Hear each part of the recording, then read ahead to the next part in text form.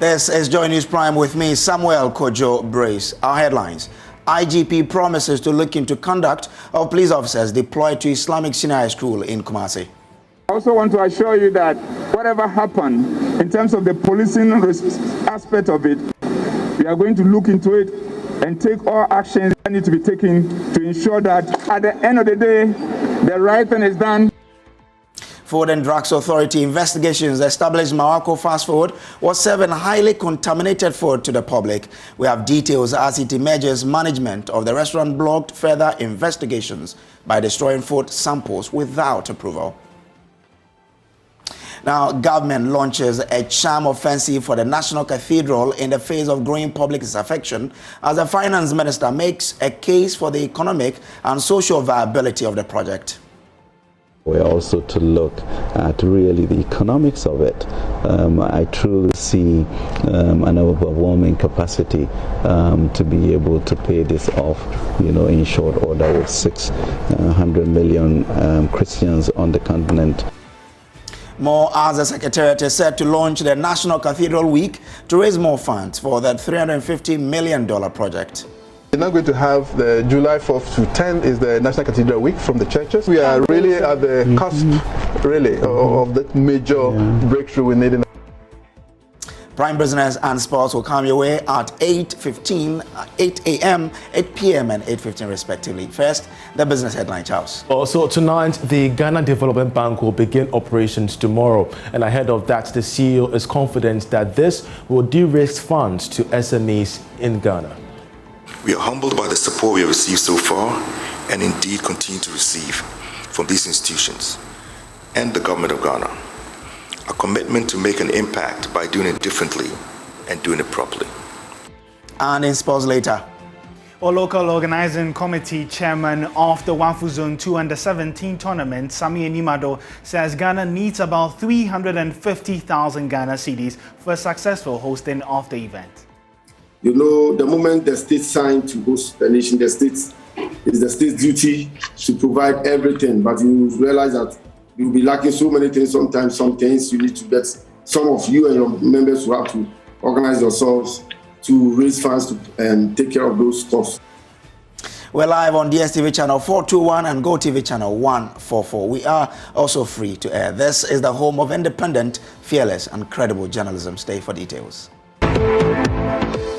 Now, analysis of food samples, some fruit juices and swabs taken from the environment at the East Legon branch of the Marwako Fast Food Limited indicates that there was a heavy microbial load, that's pathogens, which may be linked to the foodborne disease reported. Samples collected from the Agbelimpe and La branches were also found to be heavily contaminated. These were contained in the report released by the Food and Drugs Authority from their investigations into the food poisoning incidents at the East Legon branch of Marwako Fast Food. My colleague Kweku Asante joins me live on Zoom with details of the release. Kweku, first, what does the report say about the environment where the food were being cooked at the restaurant?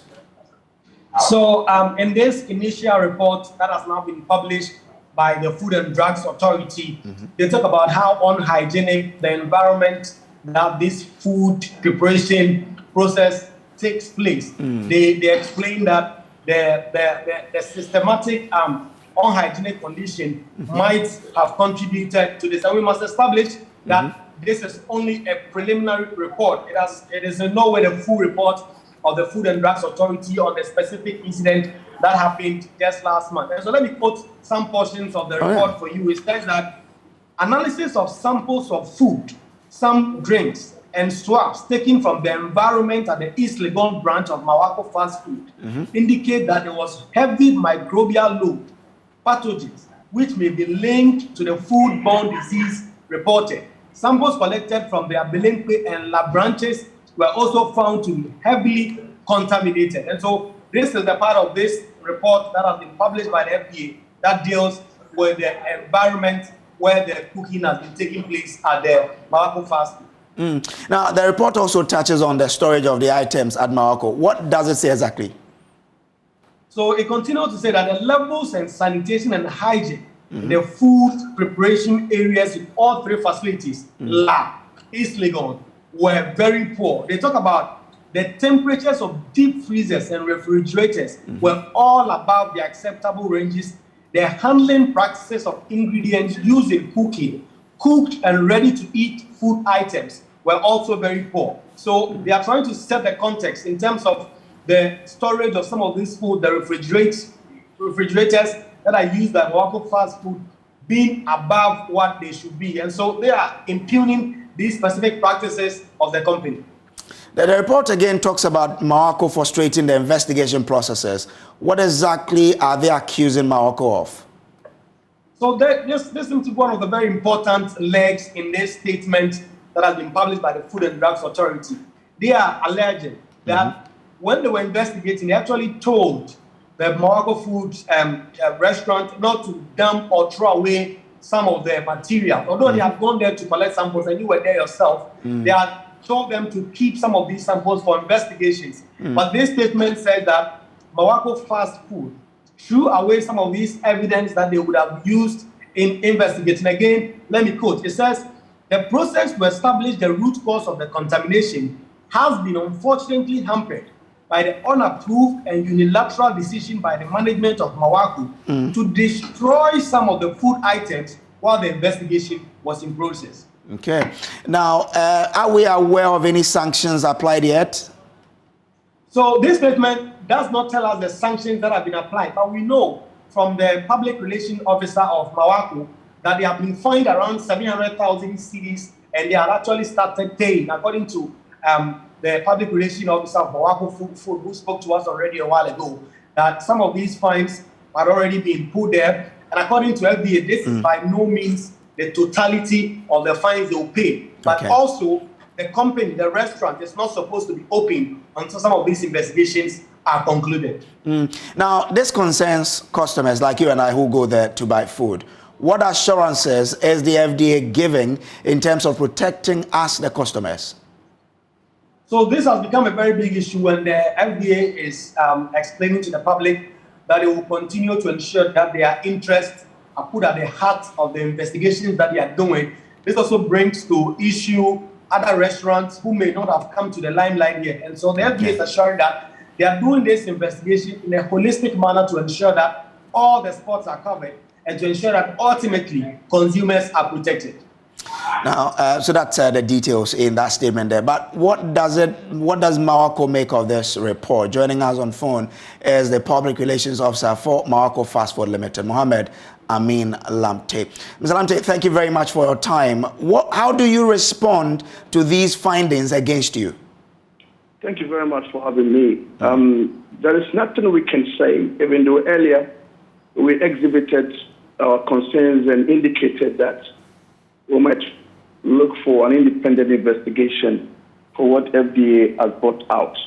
But upon second reflection of the whole thing, the FDA must really come out with a report, even though if you look at the content, it seems to have affected our brand and marketability. But it is up to us to be able to reposition our brand and then our marketability. They have indicated everything. And for me, where I really have a challenge with the FDA is a paragraph that indicates that the process to establish the root cause of the contamination has been unfortunately hampered by the unapproval and illogical decision by management. And this is the situation where I believe that what happened was at East Legon. I was there when the FDA said we should close only 2 branches. Okay, that was East Legon and probably the headquarters, that is Abilipe branch, for no reason, because it happens at only 1 branch. And later on, they said all the branches. So there's 1 or 2 challenges there, because we knew it was only 1 branch. It was just 1 branch that we had a problem. But all said and done, FDA has done a yeoman's job. They took us through the scrutiny. We've had meetings with them. We were fined, and the money we are paying, I can tell you that is not easy.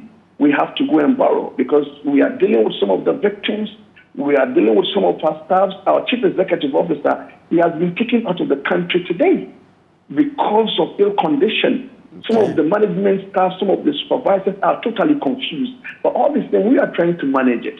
So today, FDA came to Abilipe branch They came and checked with regards to what they've asked us to do. We have to relocate our washroom in the kitchen and all that. We have done that. So we are moving to the other branches when they call and say we should stop that, what they are doing. They want to have a meeting with us. So tomorrow that meeting is coming up. And today, to all intents and purposes, we are planning for the meeting tomorrow, and then media started calling me, asking me whether I've seen the report from the FDA, and I said no, because I was in the office, we didn't receive anything. Though we had a call that we had to receive some statement, we didn't have it. The media had it before we had it. But all the same, I think that it's well and good. And I'm happy I heard him saying that what is happening to Marwako could serve as more or less like a clarion call to other restaurants, so that all of us will be on the same page. So to all intents and purposes, we appreciate what FDA has done, and I'm excited that they are saying that they will continue monitoring us. And I can assure our customers that Marwako Fast Food will continue to be one of the best restaurants in this country, to all intents and purposes. Thank you very much, sir, for joining us. That's Mohammed Amin Lamte there. He speaks for Marwako Fast Food Limited. Now to other stories. The Inspector General of Police on Monday led a fact-finding mission to Islamic SHS School in Kumasi following clashes between students and the police there. The student had thronged to the Report Junction, Barikesi Road to protest frequent crashes of pedestrians, including their colleagues and teachers of the school. 25 students had to be rushed to the hospital. IGP George Ekufo-Dampare says the service has commenced investigations into the circumstances leading to the scuffle. As he reviews, some police officers have also been hospitalized. We will be very circumspect in the things that happens so that we don't end up losing any life, we don't end up creating any confusion that will take us away from our journey to become great, because we are looking to opportunity and we are looking forward to seeing each one of you growing up to become the doctors that you want to be, the nurses that you want to be, the teachers that you want to be, the judges that you want to be, the accountants that you want to be, the lawyers that you want to be, so that when we leave the space, you can take over and do more greater things than what we are doing today. And in fact, we want to see each one of you becoming greater than ourselves. So that is our prayer for you. So in conclusion, I also want to assure you that whatever happened in terms of the policing aspect of it, we are going to look into it and take all actions that need to be taken to ensure that at the end of the day,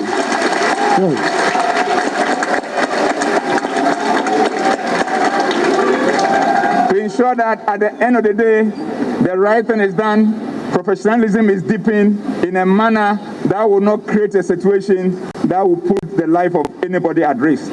Because as police, we are here to protect life and property, and if we cannot do that, then we might have failed in our duties, in our mandate, and it is something that we don't want to do. So rest assured, we are with you.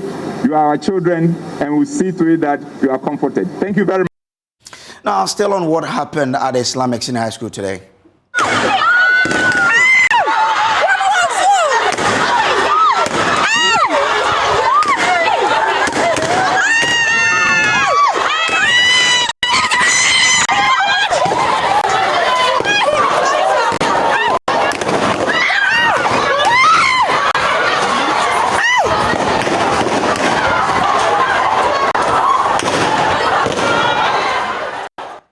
So those are images of amateur footage capturing a group of police officers firing tear gas into protesting students of the Islamic Senior High School. The video was reportedly recorded by a student when the personnel visited the scene to disperse the protesters. The angry student had massed up on the road in protest as they called for the construction of speed ramps on the section of the Report Junction, Barikesi Road. There is more in this report. The angry student massed up on the road in protest as they called for construction of speed ramps on that section of the road. Report indicates there was vehicular and human traffic on that stretch for more than an hour before the police were called in to clear the road. Subsequently, some police personnel were deployed to the school to maintain law and order. But in the disturbing video, a constabulary of officers are seen behind shields and charging on the student amidst firing tear gas. The protesters are then seen running helter-skelter away from the scene. Jesus, a student is heard saying in the background.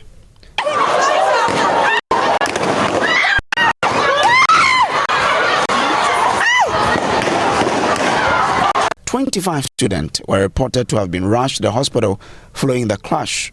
Angry parents and guardians thronged the school seeking answers.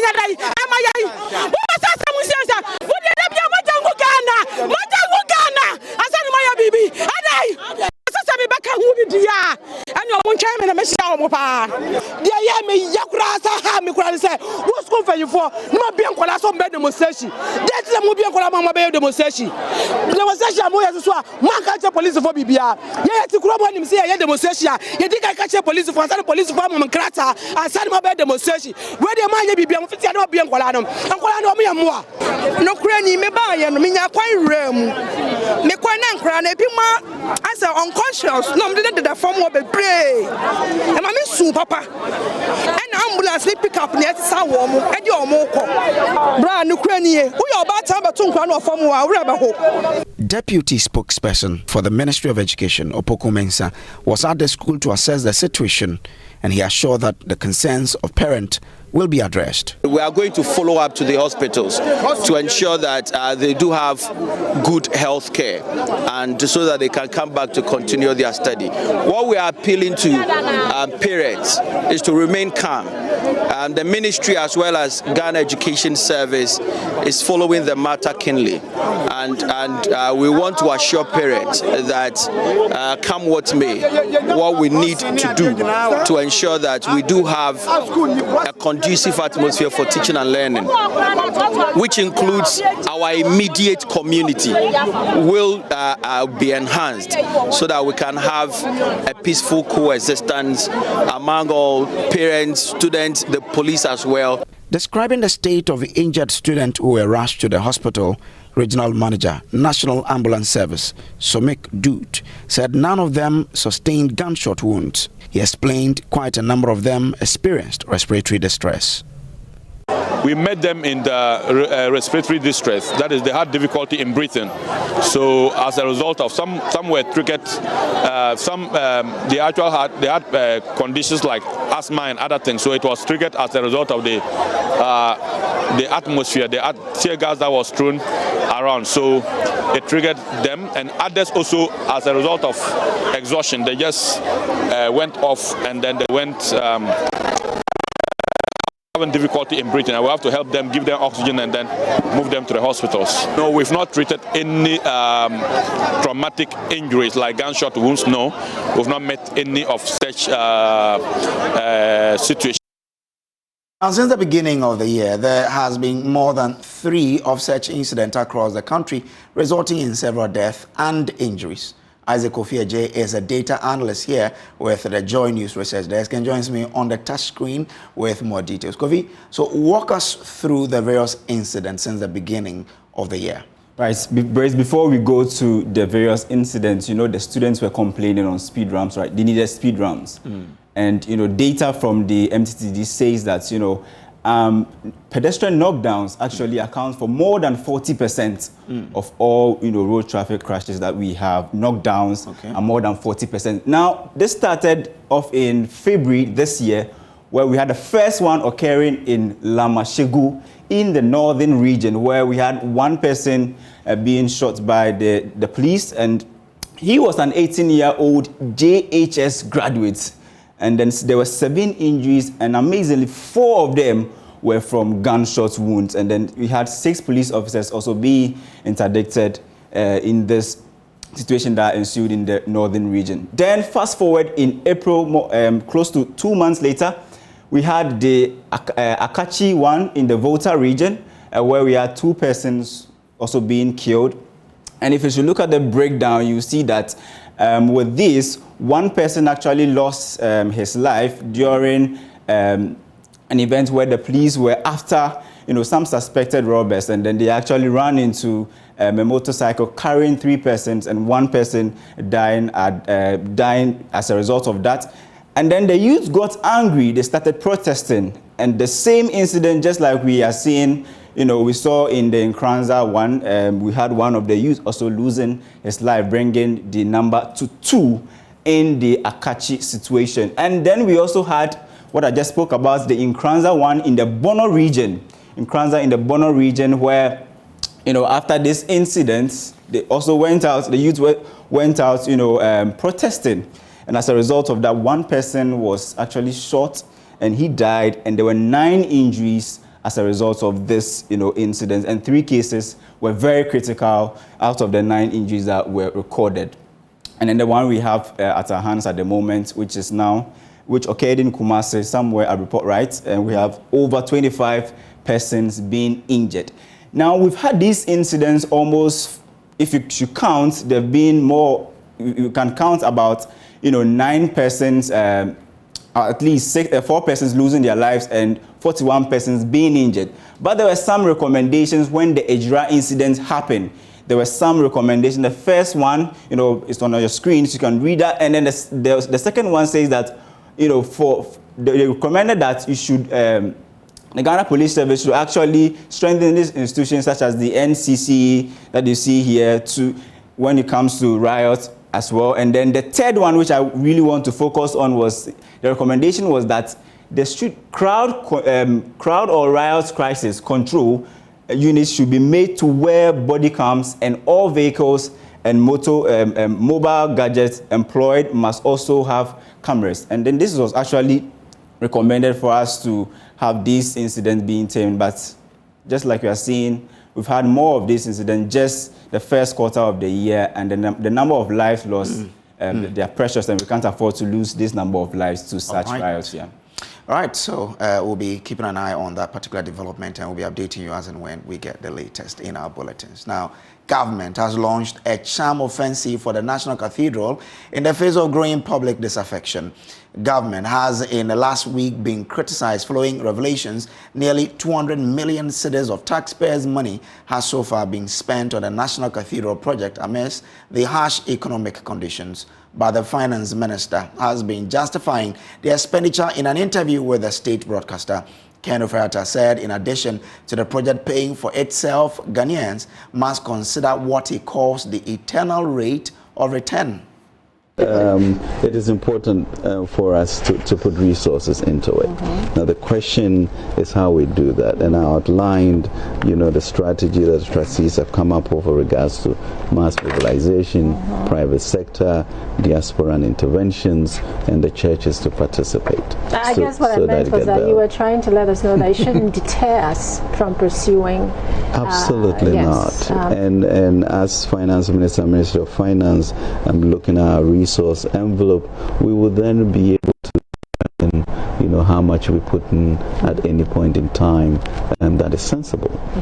And so year to date, as I mentioned, we spend maybe 1/1000th of our expenditure on that, and that's what I mean. But I'm very confident about the ability to raise resources within the Christian community, within the general population, and outside to be able to fund this. Now, we're also learning that the project is now estimated to cost at least $350 million from an initial $100 million expected to be completed in March 2024. As to year to date, as I mentioned, I think we spent about 25 million Ghana cedis, but the government has spent over 31 billion Ghana cedis in our expenditure. So what is the anticipated total cost for this project, the National Cathedral? Yeah, I think it's meant to be about 350 million over that period. Cedis or dollars? Dollars. And the expectation really, as we said, is that we'll be writing in pushing for private sector church mobilization, Ghanaian citizens understanding the appreciation that they must give to the Lord to support that, but government always in the background to ensure that the process moves on. And what is the anticipated completion date? Is it dependent on the fundraising?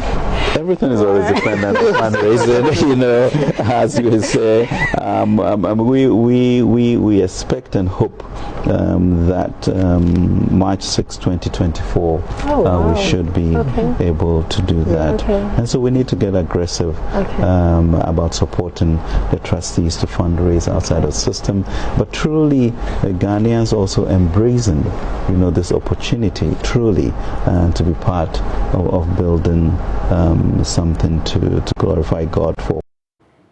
North Town MP Samuel Kojo, who has been leading campaign for transparency, has said that the government is spending money without the necessary parliamentary approval.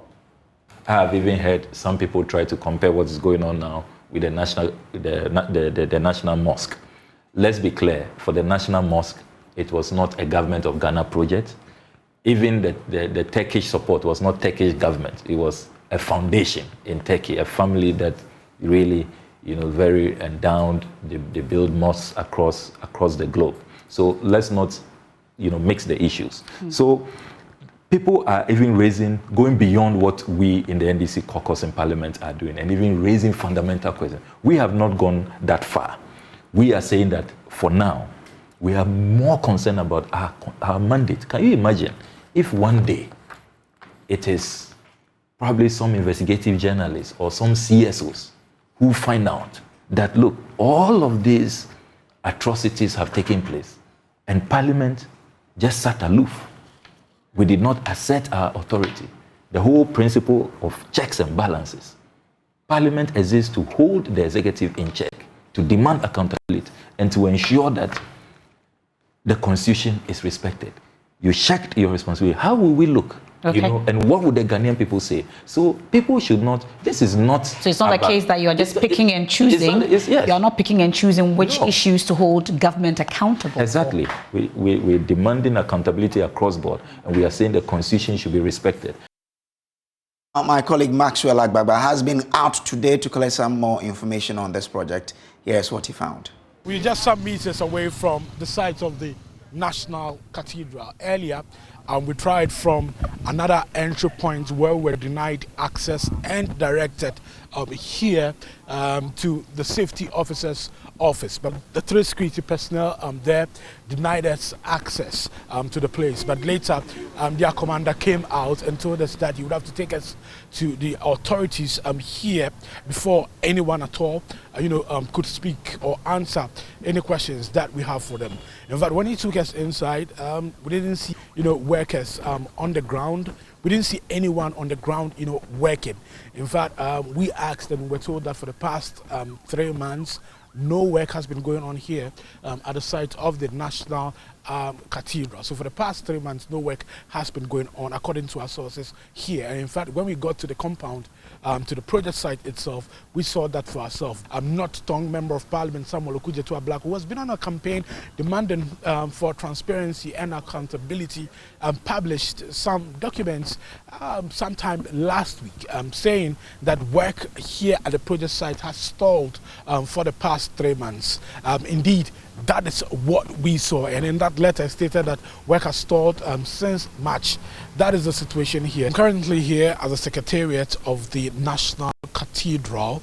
We've been waiting here for the past 3 hours, waiting to get an interview with the Executive Director of the National Cathedral Project, Dr.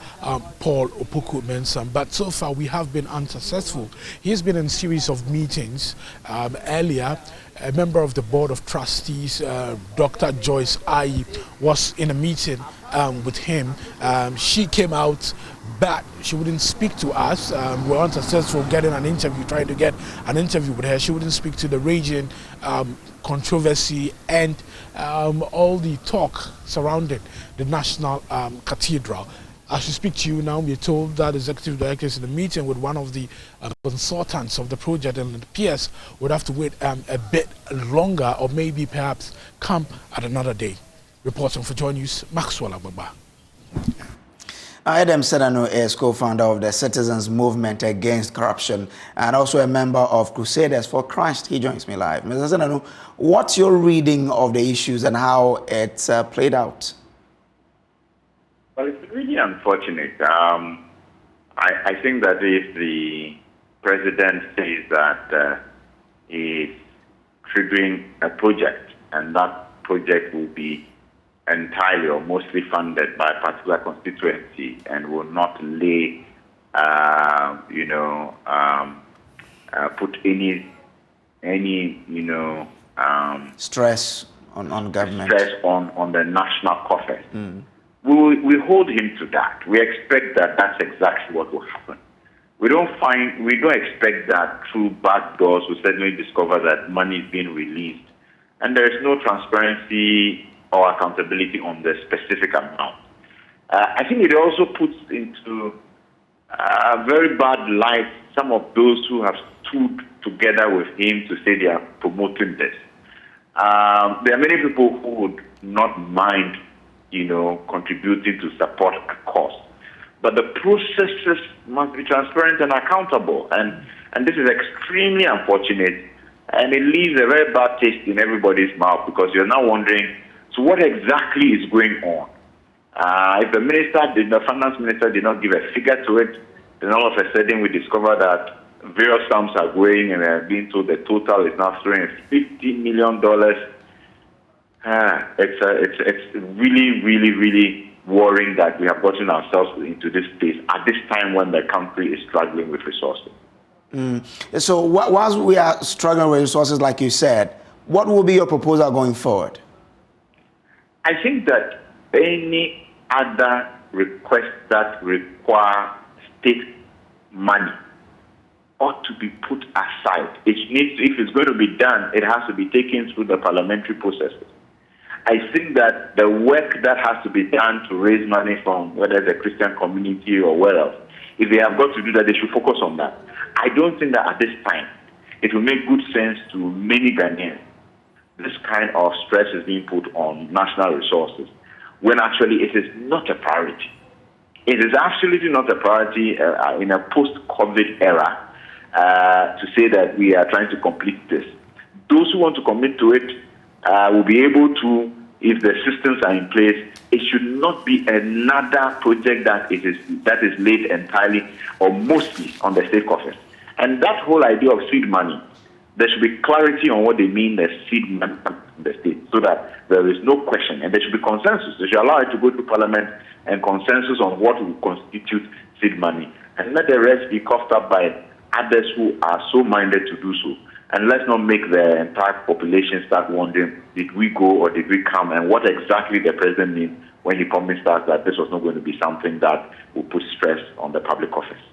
Thank you very much, sir, for joining us here. This is still the Joy News Prime. Now, the minority in Parliament says it will trigger the necessary processes to prosecute government officials who are responsible for the neglect and losses of the Komenda sugar factory. The $36.5 million facility is yet to be operationalized 6 years after it was commissioned. President Akufo-Addo promised the chiefs and people of Komenda that the factory will be operationalized in April this year.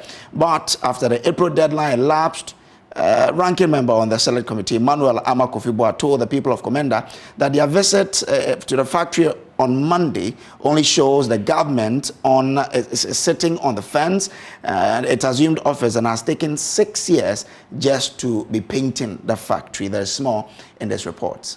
The minority members of Parliament on the Trade and Tourism Committee paid a visit to the Komenda Sugar Factory on Monday. The Komenda Sugar Factory is yet to produce sugar in commercial quantities for consumption after it was commissioned in 2016. President Akufo-Addo promised that the factory would be operationalized in April. But 2 months after the April deadline has elapsed, the factory has still not been put to work. The minority on the Trade and Tourism Committee, led by the ranking member on the committee, Emmanuel Amakofiboa, said the people of Komenda and its environs have been taken for granted by the government. They've been painting and refurbishing for 6 years. That's enough. Let the factory operate. But the story about the factory is going to operate the following month, the president even told the chiefs and people of this area that last April. That the factory will be operationalized. We are in June. And so the president's words must mean something. And you listen to the stories of the community members who actually grew the sugarcane, those who actually hauled the sugarcane. It means clearly that every story that was concocted to discredit the NDC government, John Mahama, was not true. That indeed a factory was built, that indeed a planned outgrowers were put in place with a sugarcane field, both from the factory and outgrowers, a sustained program to basically let the factory operate. And today it is very, very clear. We have testimonies from people who participated in this exercise, who have quite frankly been waiting and hoping that the factory will operate, that government will really support them to grow sugarcane. A member of the committee and former Deputy Attorney General, Dominic Ayine, says some members of government responsible for the waste of the country's resources should be prosecuted.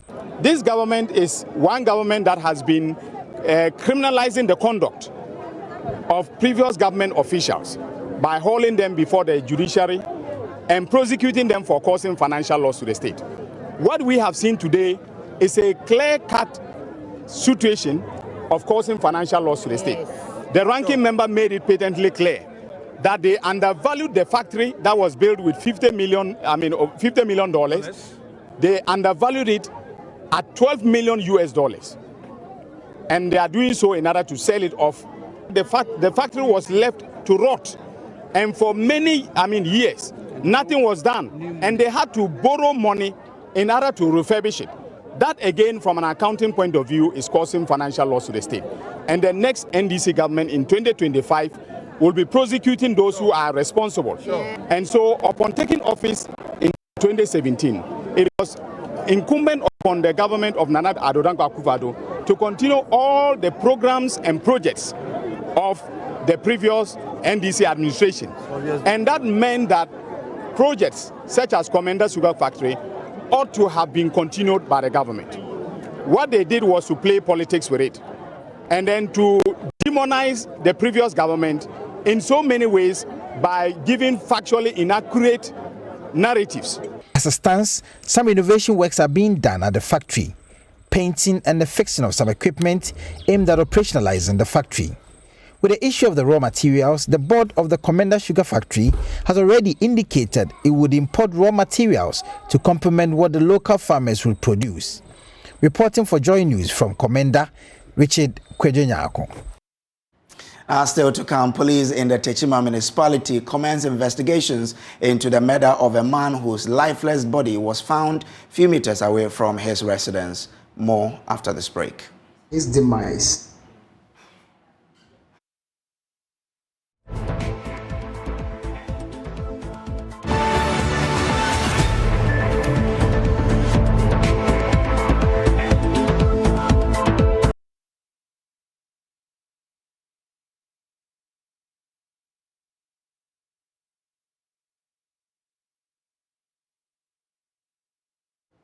Welcome back from the break. Now, police in Techima municipality have commenced investigations into the murder of a man whose lifeless body was found few meters away from his residence. The alleged murder, which is the second in a space of 1 week, has left residents of Sansama, a suburb of Techima, in a state of shock. They are therefore appealing to police for improved police patrols, especially at night, to help curtail the menace. Anna Sabet has more in the following report. Neighbors of a man who was allegedly killed by unknown assailants in Sansama, a suburb of Techima in the Borno East region, have expressed shock at his demise. The lifeless body of the man, whose name was given as Danny Boy, was found at the premises of the Sansama RCDA Basic School, few meters away from his residence. Assemblyman for Sansama electoral area Nuhu Abdrazak said this is the second dead body found within the electoral area in a space of 1 week. This morning around 5:30, I had a call that somebody is dead lying by this the school premises. Upon hearing that call, I rushed to the scene and actually there was a dead body lying down. I called the municipal crime officer. he dispatched his boys and they came around and to also have a look at the dead body. This is not the first incident. Just last week, there was a body we picked down Sansama here with parts of the body taken away. And within this month, there was another dead body that water carried to the other side, and we had to go and pick the body. In fact, the insecurity in Sansama is too much. He cautioned the people to take their personal security seriously and attributed the lack of street lighting in some areas as the major contributing factor to the menace. We should always have 100% sure that I'm so strong enough, because the operation all happening in Sansama here, it's not like one-on-one attack. Let me be said, it's like a mob of people attacking somebody. So no matter how strong you are, they'll overpower you. And again, darkness within the electoral area. There are some places or some spots within the electoral area, very, very dark, and they're also threatening security there. Now, the OT Regional Minister, Joshua Makubu, has ordered for the removal of trees planted by the leadership of the NDC to commemorate the 2022 occasion of the June 4th celebration in the region. According to Joshua Makubu, he would not allow the occasion that saw the killing of loved ones or families to be commemorated on a school premises meant for academic purposes. He wants the NDC to rather buy a parcel of land for the intended purpose. The minister has since ordered for the removal of the trees planted by the national executive of the party, led by the party chairman, Ofosu Ampafo, the general secretary, Johnson Asiedu Nketia, and the 2020 running mate of the party, Professor Nana Jane Opoku-Agyemang. We are all aware of the history behind the June 4th. The June 4th was a day people's parents were killed, mothers were killed, brothers were killed, sisters were killed, and people lost their livelihood. People are still crying over it. So for us to sit down as a country, as a municipality, as a region, or a school, and allow trees to be planted on a compound to signify this day where people lost their lives, what we are doing is that we are indirectly saying that if your grandfather was General F.K. Akufo, Ignatius Kutu Achampo, and General Frifa, then it means that you should not come to Kwanta Community Senior High School. Because if you come there, you see the trees there, and you remember June 4, and you remember the death of your father. It is pain we are causing you. And for that matter, I disagree with the idea of planting trees on a school compound to commemorate June 4. As a regional minister, I will never, under any circumstances, allow the new patriotic party to get onto any senior high school campus to plant trees to commemorate a party event. If you want to do that, go and get land and plant. If you invite us, we'll come. But for school campus, they are for educational purposes and not for politics. It was in this vein I instructed the municipal chief executive of Ukwanta South to get the headmaster of Ukwanta Community Senior High School to ensure that those trees there are uprooted and new trees, different species, the forestry manager will be planted there in the name of the school and not in the name of any political party, not in the name of June 4 where people died. Well, it's time for us to bring you Showbiz and the woman herself. I mean, she's the latest blogger in town. Becky, praise. Good to see you here. Good to see you too. Let's talk about Gold Coast Launch. It's a new movie that is set to premiere on the 18th of June. So there was a private viewing for this particular movie, and my colleague Ibrahim Bembako was there and came through with this report. Filmmaker Pascal Aka organized a private viewing for his award-winning film Gold Coast Lounge at the multi-choice office here in Accra over the weekend. Some notable faces in the movie industry were at the private viewing, and they really were impressed with what they saw from Pascal Aka on his award-winning film The Gold Coast Lounge. But I know that it was more like a metaphor of what the Gold Coast was and what Ghana is now, and so it has this political satire in there as well. So if you step back, you realize that the whole idea of us being independent and producing what we eat, growing what we eat, is basically the undertone, of this movie. I think there was pressure because, I mean, look at all these actors, look at these legendary actors, and Pascal Aka himself. There was pressure, and I had to deliver. And I think it was my very first major movie, so I was scared. It's actually a fantastic movie, completely different from anything that I've seen produced in Ghana. Not just produced in Ghana, but produced by Ghana. Filmmaker Pascal Aka, who wrote and directed the film, gave us the import of the message he was trying to carry across and also why the film was in that setting. Okay, the Gold Coast Lounge, the movie is a strong message. The message of the film is strongly about Ghanaian independence and Ghanaian pride, and it's a post-colonial film. So as we stand here today, whether I'm wearing a suit or I'm wearing a kaftan, I'm still Ghanaian, and we are a result of both our colonial past and our traditional past, and we have to embrace both of it. And we have to be self-sufficient, we have to be completely independent. We need to be united. It's very important. All these themes are in this film, absolutely in this film, and every single character metaphorically represent a different part of Ghanaian society, politics. Watch the film June 18th. Silverbird Cinemas, get your tickets now.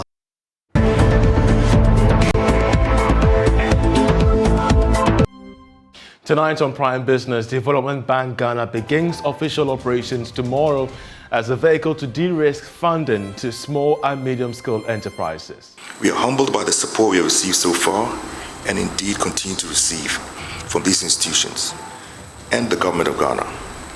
A commitment to make an impact by doing it differently and doing it properly. There's more as the new bank receives in excess of $700 million from partners. All these and more coming shortly. Do stay with us.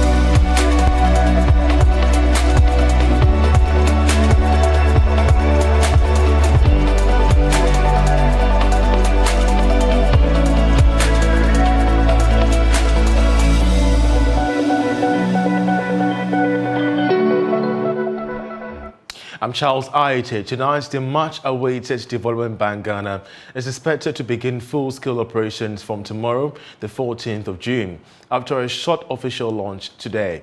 The new bank will play the role of reducing high risk of lending to the small and medium enterprises in Ghana. Speaking to some selected journalists at a pre-launch brief, the chief executive of the bank, Komenda, assured the bank won't shift focus from its core mandate. Development Bank of Ghana is a development finance institution unlike a universal bank with the purpose of partnering with the commercial banks to provide support for key sectors of the economy. Addressing some selected journalists ahead of the launch, Chief Executive Komenda hinted that the bank received funds in excess of $700 million from its shareholders and ready to drive the growth of small and medium enterprises in the country. The result, DBG today has a capital structure of nearly $800 million. To date, this funding has given us funds in excess of $700 million for on-lending through our PFIs to our SMEs. And in terms of our equity structure, we have about $200 and $250 million, roughly about 1.2 billion cedis in capital. We are humbled by the support we have received so far and indeed continue to receive from these institutions and the government of Ghana. A commitment to make an impact by doing it differently and doing it properly. The bank is not only interested in providing funds for the SME sector, but supporting commercial banks with capacity building to be able to understand the mandate. Here's Deputy Chief Executive Michael Mensah-Ba. However, it's important to realize that our risk is to the commercial bank, and what we'll be doing is to support the commercial bank from a capacity building perspective. One of the other things that we've realized is that the SMEs themselves require support. So the other side of the story is how do we ensure that the SMEs themselves are using the money for the purpose for which it was given to them, and also ensuring that they are able to pay back. And in that respect, what we'll be doing is providing capacity building for the SMEs as well. There are 4 local banks that have already formed partnerships with the Development Bank to support government initiatives. Now, investors are being assured of an inclusive business environment which prioritizes their interests and concerns.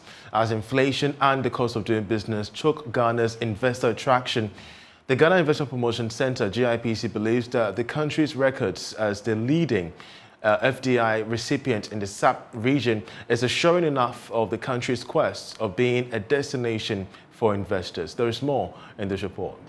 The urgency for government to tackle Ghana's brewing economic crisis topped opening statement at the Financial Economic Seminar.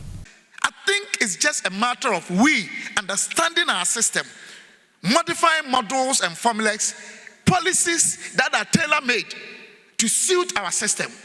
But even as investors get a chokehold by rising inflation and high production costs, the GIPC says help is on the way. The desire is to tilt the balance so that despite inevitable exogenous shocks and policy shifts, the private sector should thrive and survive despite government action.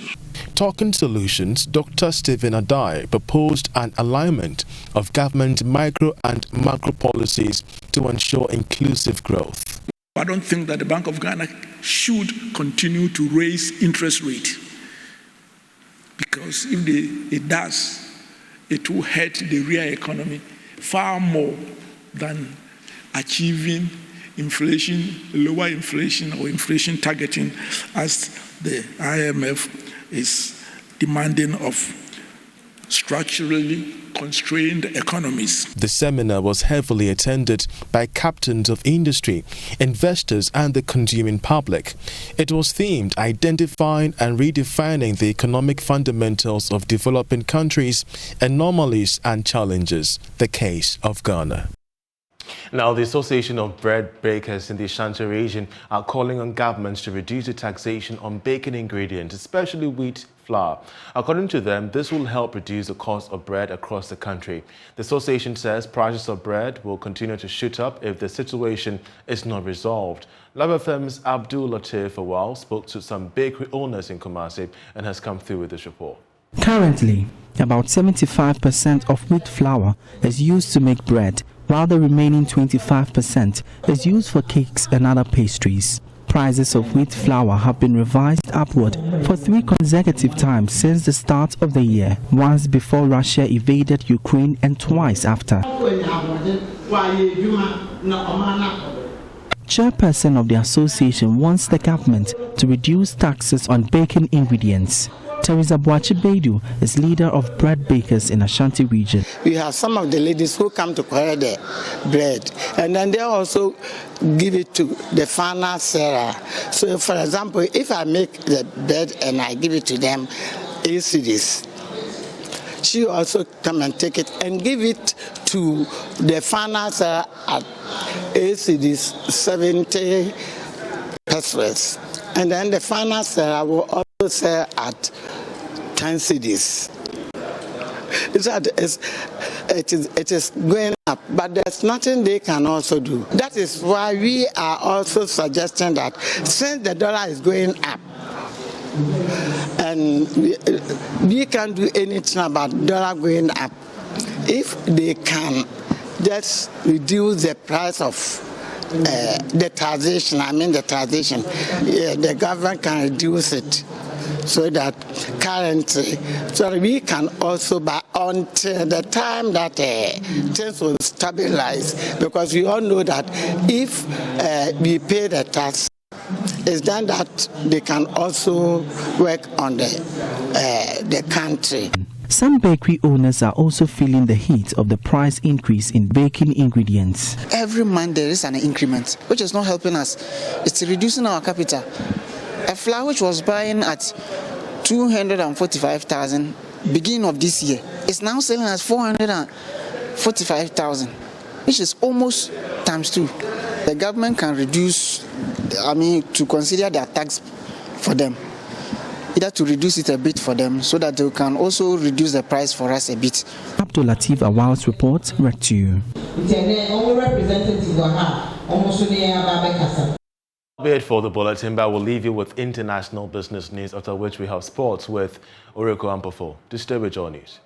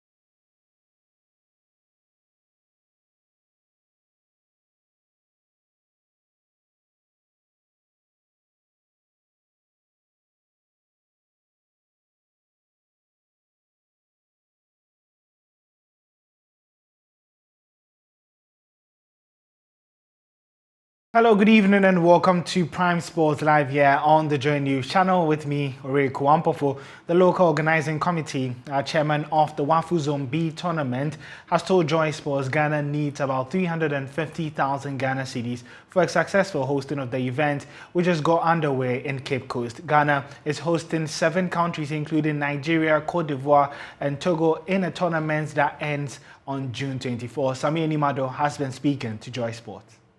You know, the moment the state signed to host the nation, the state's duty to provide everything. But you realize that you'll be lacking so many things. Sometimes some things you need to get some of you and your. As far as we are approved and signed to CAF that we are ready to host, we must be ready to provide to host. So I'm hoping the ministry will bring the support. But just before we wrap it up in just 10 seconds, so how much in terms of resources, financial, are we looking at?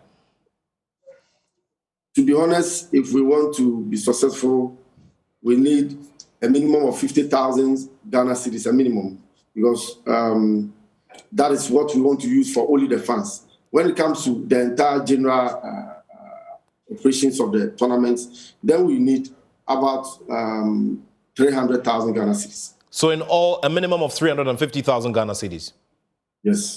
After a goalless draw with Tema Youth on June 12, Kotoku Royals earned a historic promotion to the Ghana Premier League for the first time in the club's history. Now, Liberty's stalemate with Susubriri SC ensured that our Chim-based side secured top-flight football for the next season with their game against the Harbour Warriors. Let's get more information on Kotoku Royals' historic Ghana Premier League promotion. And so the Achimota club is the 8th Eastern Region club to be promoted to the Ghana Premier League after Okowu United, Dewu Youngsters, Power FC, Max Beast FC, Kwebi Brim FC, Kede Hotspurs, and then Susubriri FC. Also, Kotoku Royals are the first Achimota team to secure Ghana Premier League promotion.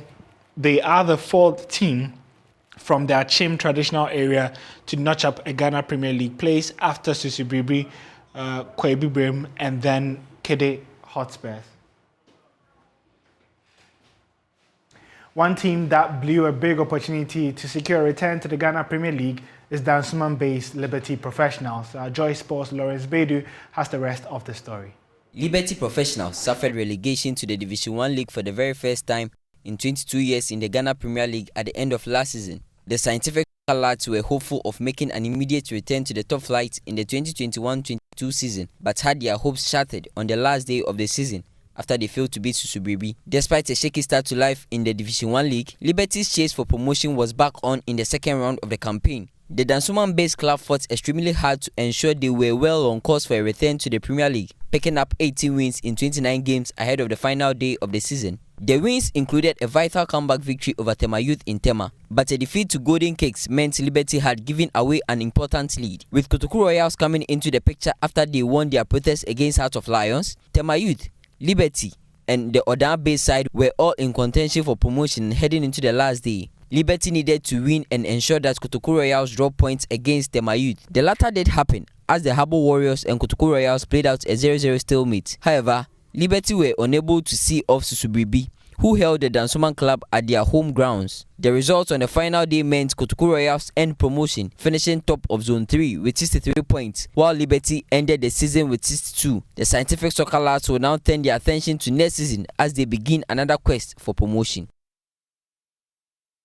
Well, that's how we'll be wrapping up the sports here. That's Prime Sports on the Joy News channel. My name is Orey Kuampofo. In the meantime, if you're after some more sports stories, you can check our website, myjoyonline.com/sport, or you can also head to social media at Joy Sports GH on Facebook, Instagram, and Twitter. We'll be back again tomorrow at 8:30 to bring you updates on the recent happenings in the world of sport.